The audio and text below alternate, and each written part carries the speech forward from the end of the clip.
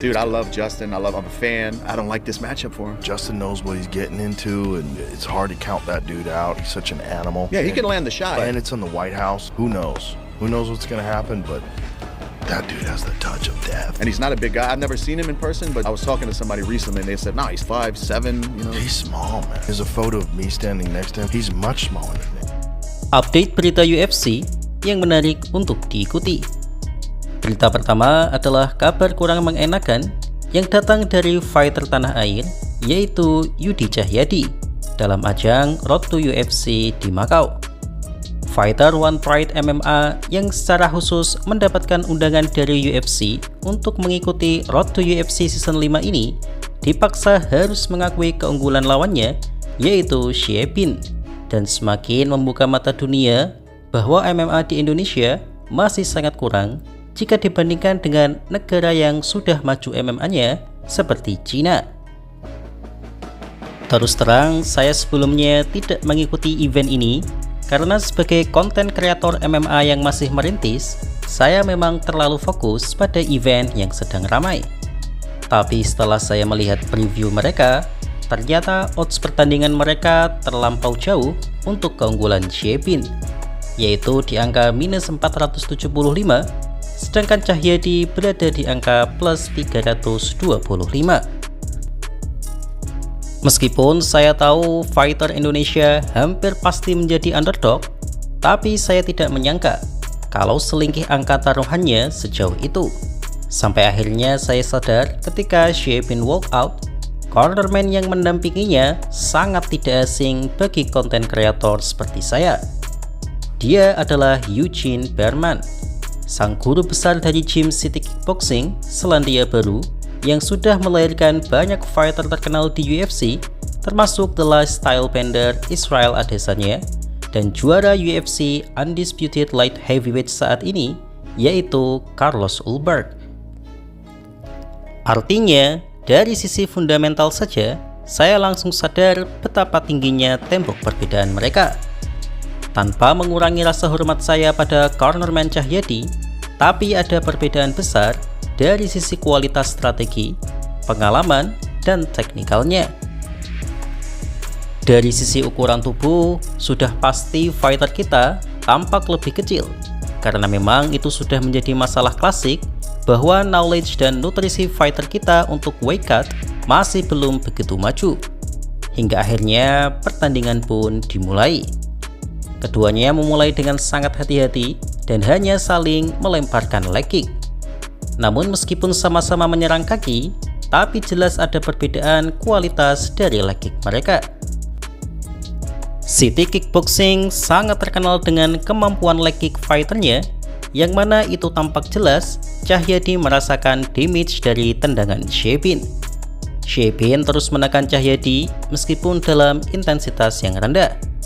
Cahyadi mencoba untuk mengcounter dengan membalas melakukan leg kick dan oblique kick meskipun belum terlalu maksimal.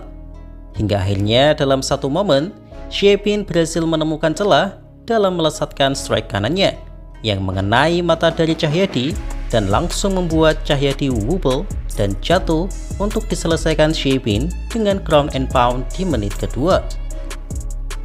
Xie Bin pun menang KO dan berhak melaju ke babak selanjutnya. Sedangkan Cahyadi terpaksa harus pulang dengan kenangan pahit, namun yang pasti akan memiliki pengalaman yang tak ternilai harganya. Hasil ini membuat kita sebagai fans Indonesia harus menunggu lebih lama lagi untuk memiliki fighter Indonesia yang berkarir di UFC setelah JK Saraki. Dan ini semakin membuktikan bahwa kita harus respect dengan Bang JK karena kualitas infrastruktur dan ilmu MMA Indonesia masih sangat rendah, dan Bang JK adalah satu-satunya pria Indonesia yang berhasil masuk UFC dengan keterbatasan tersebut. Memang betul karirnya kurang maksimal, tapi setidaknya dia sudah mencetak sejarah yang sampai sekarang masih sulit diulangi. Kini harapan fans Indonesia tinggal pada fighter kelas terbang yang tampaknya akan menjadi talenta terbaik serta memiliki fundamental yang lebih baik karena berlatih langsung di Amerika Serikat, yaitu Bilal Hasan. Kapan-kapan akan kita bahas. Dan untuk Bang Cahyadi, tetap semangat Bang. Tidak usah hiraukan cemoohan netizen. Bukti bahwa Abang dipilih UFC untuk seleksi sudah cukup untuk mengatakan bahwa Anda adalah salah satu yang terbaik di dunia. Respect. Berita kedua datang dari Dustin the Diamond Poirier yang memberikan analisa di Paramount Plus Show bersama Jorge Masvidal, Coach Thomas, dan Chris Weidman bahwa ada kemungkinan Justin Gaethje bisa mendaratkan serangan bagus pada Ilia Topuria. Hal itu didasarkan pada saat membreakdown pertandingan Ilia Topuria melawan Max Holloway. Yaps, perlu diketahui, hampir semua pandit termasuk mereka tetap menjagokan Ilia Topuria akan menang. Akan tetapi, Dustin mengatakan bahwa masih ada kemungkinan Justin akan menang. Yang sering orang lupa adalah bahwa Ilia Topuria tidak begitu saja menang dari Holloway. Yaps, ini saya setuju banget sih. Yang diingat orang adalah bahwa Topuria meng-KO Holloway, which is true. Tapi sebelum mendaratkan KO itu, Max Holloway juga mendaratkan banyak serangan bagus pada Ilia Topuria. Topuria juga cukup berdarah-darah saat melawan Holloway, jadi tidak semulus yang orang kira. Di pertandingan itu, Poirier menyoroti bahwa Topuria rentan terkena tendangan Holloway. Meskipun Topuria mampu menangkisnya, tapi damage tendangan masih terasa terutama di tangan.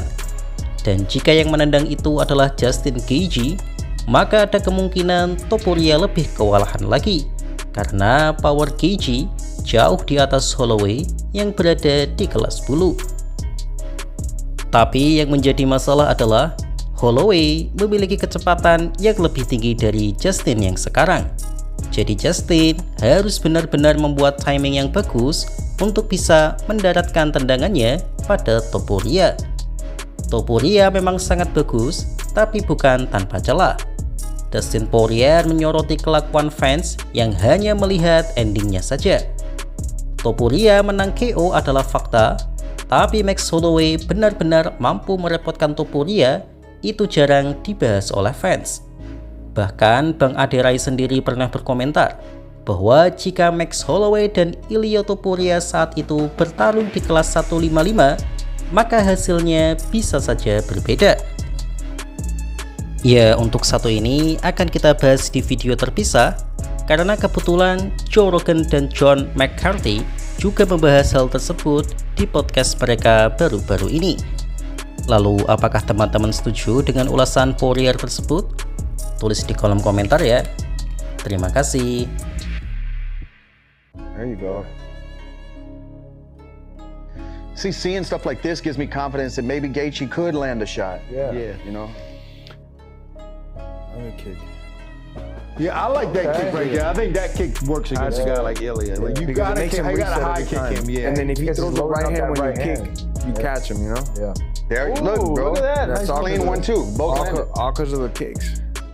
Because of the ending of the fight, we forget about what happened before it, man. Max is doing well.